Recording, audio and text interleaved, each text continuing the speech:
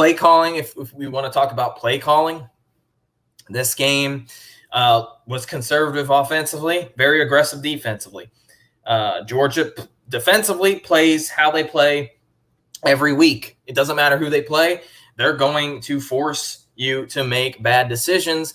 And give KJ Jefferson a lot of credit. He really didn't make any bad decisions this game. He didn't fumble the ball. He didn't throw any interceptions. He threw a couple bad passes because he just didn't have any time to throw or to even – some of these plays didn't even develop by the time he was sacked or throwing the ball to a check down. So give KJ Jefferson some credit in this game because he was really, really, really hassled, and he was even banged up. So shout out to him for playing in this game. I thought he played okay. I mean, no one on Arkansas played well, unfortunately. No one even played good.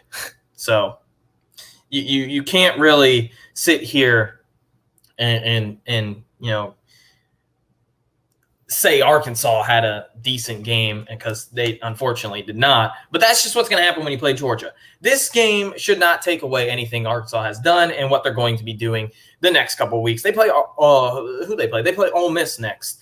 That is a tough, and the Arkansas schedule is insane. But I mean, a lot of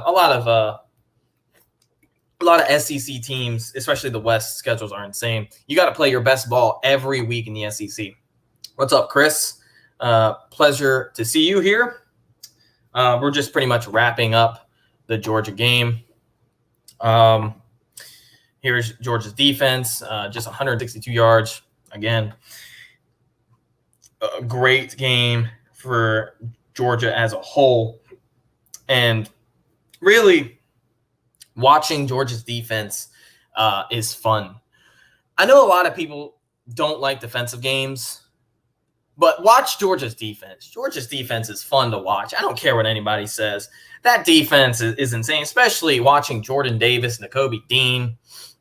Nakobe Dean, Devontae Wyatt. You're good, man.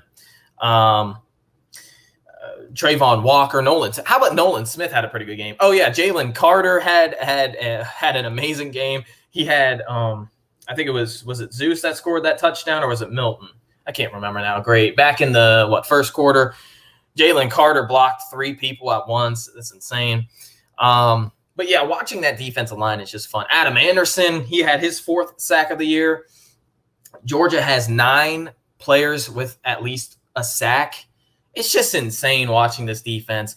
They are diminishing, and they just absolutely attack, and that's what I love watching.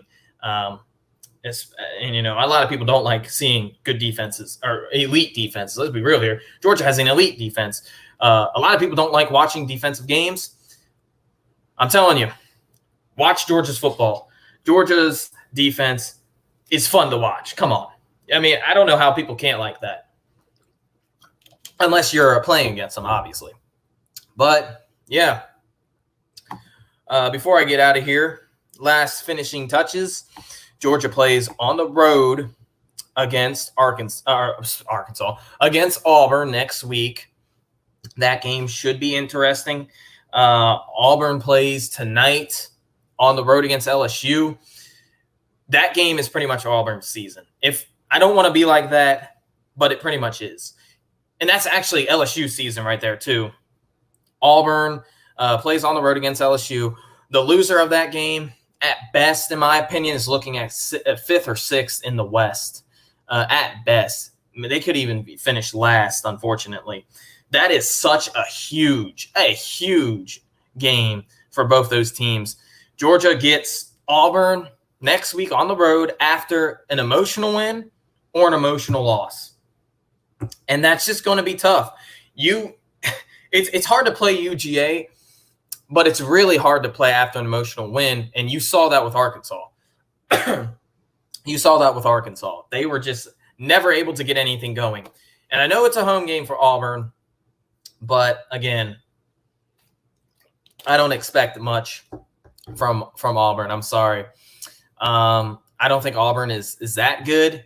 I think they're a 6 or 7 win team at best, maybe 8 wins. But I could legitimately see this team going 5-7, or even if they lose tonight, they could slip down to 4-8 if they don't get things going. They are very inconsistent now, it seems. They went from looking really, really, really good in the first 2 games against 2 terrible teams, Akron and an FCS team, to then playing pretty well against Penn State on the road. They were gifted some calls, though, but still they played well. They played good enough to win? No. But then we saw against Georgia State, and now you got to play LSU, who's playing their best ball as of late. So good luck with that. And then Georgia's going to come in a road favorite by how many points? You can lay whatever, at least 20-something.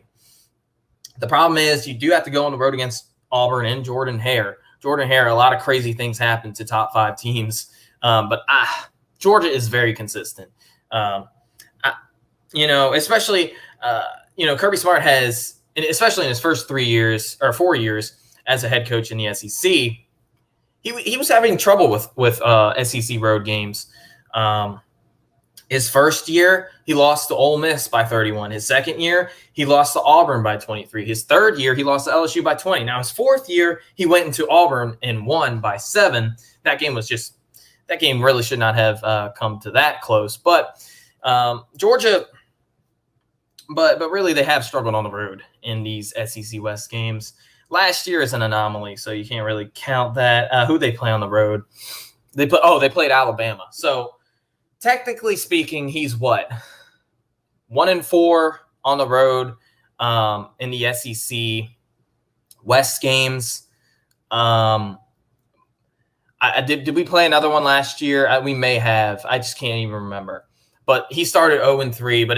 But going on the road against Auburn, I expect UGA to dominate. Georgia's going to be around a 24, at least 24-point favorite, maybe even 26, 27, 28. And I think Georgia will roll.